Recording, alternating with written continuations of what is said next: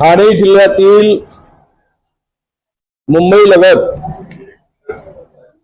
जवळपास 6,000 कोटीची जमीन, ज्याचे बाजार मूल्य 6,000 कोटी रुपये आहे, ही मूळ जमीन राज्य सरकारची असताना या मुंबईमधील 2 कंपन्यांनी संगनमत करून राज्य सरकारच्या दुर्लक्षामुळे ही जमीन गिळंकृत करायचा पैलवाना प्रयत्न केलेला आहे। साधारणतः 254 एकर ही जागा आहे। यामध्ये the estate development, Meera real estate development यांची संयुक्त नावे ही जागा करण्यात आली आहे। यामध्ये 189 एकर मीरा रिअल इस्टेट आणि तदू आपला इस्टेट डेव्हलपमेंट व मीरा रिअल इस्टेट, आणि यापैकी 189.51 एकर आणि मीरा रिअल इस्टेटच्या नावाने 65.37 एकर। याबाबत माननीय उच्च न्यायालयाने या जमिनी, सरकारी जमिनी, मिठागराच्या जमिनी ज्या मूळ राज्य सरकारच्या होत्या, 48 पासून वारंवार या जमिनीच्या संदर्भात अभिलेखात फेरफार करण्यात आला। त्यानंतर यावरील 2ही कंपन्या सर्वोच्च न्यायालयात गेल्या। सर्वोच्च न्यायालयाने या मूळ जमिनीच्या संदर्भात जिल्हाधिकाऱ्याकडे निर्णय सोपवला। जिल्हाधिकाऱ्यांनी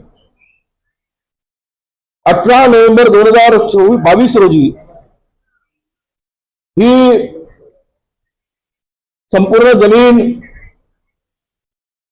1900 प्रस्तुत जमिनीच्या मालकी हक्काच्या अनुषंगाने सर्वोच्च न्यायालयात दाखल झालेला सीए क्रमांक 6743/1996 मध्ये न्यायालयाने आदेशान्वये जमीन मालकी हक्कासंदर्भात जिल्हाधिकारी यांच्याकडे अपील करावी असे निर्देश दिले।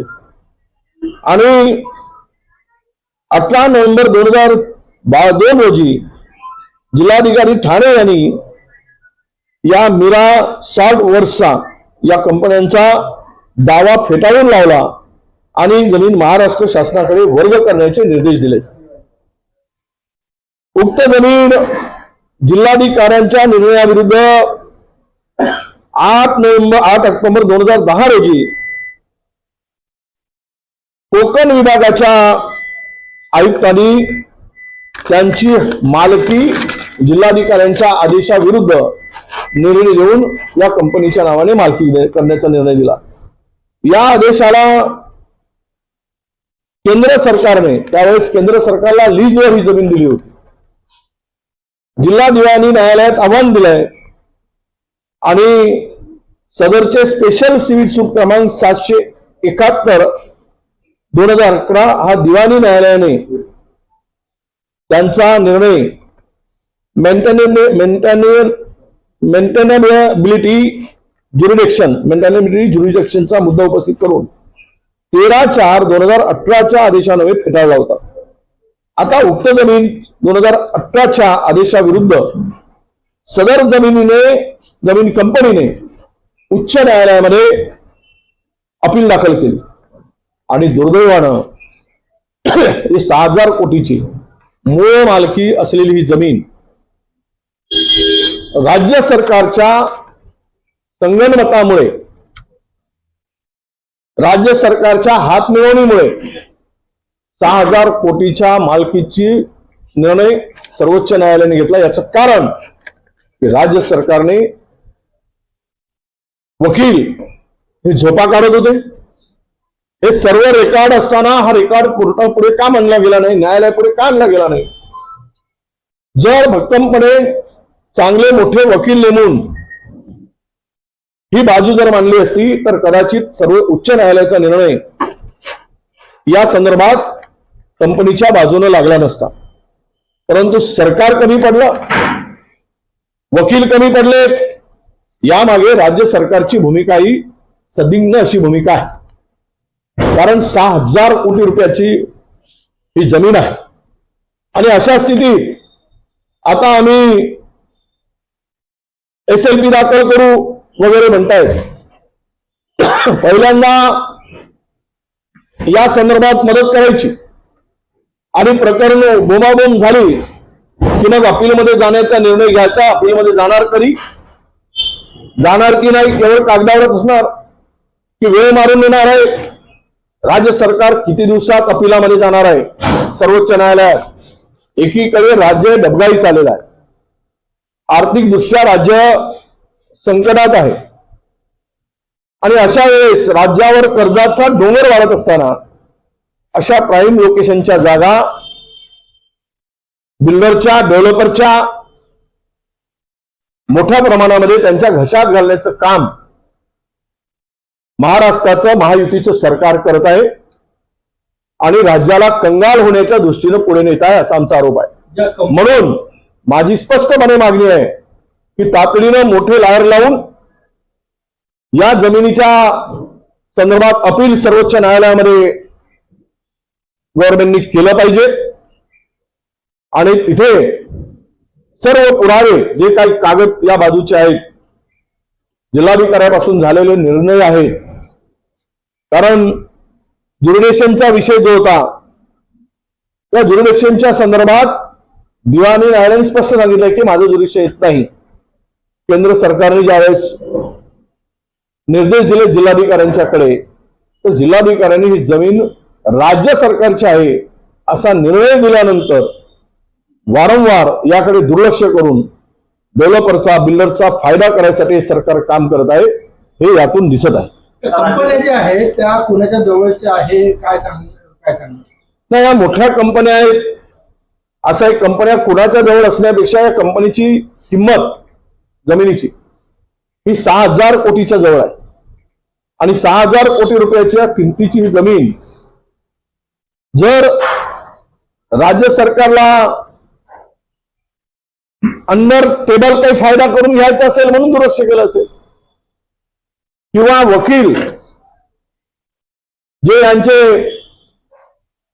एवढ्या मोठ्या प्रकरणामध्ये मोठे लायर लावायला पाहिजे. सरकारी वकील काय करत होते, का उत्तम बाजू मांडली नाही हा खरा प्रश्न इथे येतो. जर हे सर्व ठोस पुरावे असताना मांडले असते तर कदाचित न्यायालयाचा निर्णय राज्य सरकारच्या बाजूने लागला असता. भाऊ, या प्रकरणामध्ये केंद्र सरकारनं पाणथळ जमिनीमधून मिठागर काढले, राज्य सरकारला सगळे दिलेले आहे. आता या निकालामुळे थेट बिल्डरला जमीन मिळेल असं तुमचा दावा काय का? हे प्रकरण SP स्पेशल लीव्ह पिटिशन आहे आणि सुप्रीम कोर्टात जाण्याचं काही चिन्ह दिसत आहे का तुमच्याकडे? नाही, असं आहे की जर राज्य सरकार या संदर्भात जात नसेल तर आम्ही या विरुद्ध सुप्रीम कोर्टात जाण्याचा निर्णय घेतोय सुमोटो. कारण हे SLP दाखल करत असताना पुन्हा सरकारने जर काही दिरंगाई केली आणि त्याच्यावर हातूर चौकशी किंवा तातुरमातुर दाखवून त्यामध्ये या सगळ्या कंपन्यांना, रिअल इस्टेट कंपन्यांना, डेव्हलपर्सला फायदा करण्याचा जर प्रयत्न होत असेल तर मात्र हे स्पष्ट होत आहे की सरकार कुणाच्या बाजूने आहे. त्यामुळे या मिठागरांच्या जमिनी जरी होत्या तरी या मीठ वर्ष ज्यावेळेस पहिल्यांदा त्यांना लीज झाली या या जमिनी मीरा 60 वर्षच्या नावे अभिलेखात दाखल झाली. 48च्या पूर्वी दुसऱ्यांच्या नावाने होती. या अभिलेखात वारंवार बदल झाला पण जिल्हाधिकाऱ्यांची कुठलीही परवानगी त्याला त्यावेळेस नव्हती. ना 48 मध्ये होती, त्यानंतर झालेल्या अभिलेखामध्ये फेरफारामध्ये होती, कुठेच नव्हती. म्हणूनच सर्वोच्च न्यायालयाने निर्देश दिल्यानंतर मालकी ठरवण्यासंदर्भात जिल्हाधिकाऱ्यांच्या अध्यक्षतेखाली एका समितीने सर्व अभ्यास करून ही जागा राज्य सरकारच्या मालकीची ठरवली होती आणि तो आदेश कायम होता. त्याविरुद्ध कोकण विभागाच्या आयुक्ताकडे ते अपील गेलं. त्या कोकण विभागाच्या आयुक्तांनी तत्कालीन त्या विरुद्ध निर्णय दिला. निर्णय दिल्यानंतर ते पुन्हा प्रकरण राज्य सरकारने लावून धरायला पाहिजे होतं. राज्य सरकारने लावून धरलं नाही आणि वेळकाढूपणा या सगळ्या प्रकरणामुळे झाल्यामुळे आज ही जमीन राज्य सरकारच्या हातून जाते आहे आणि प्रचंड नुकसान या सरकारचं होत आहे असं माझं मत. शरद पवार गटाचे प्रवक्ते विलास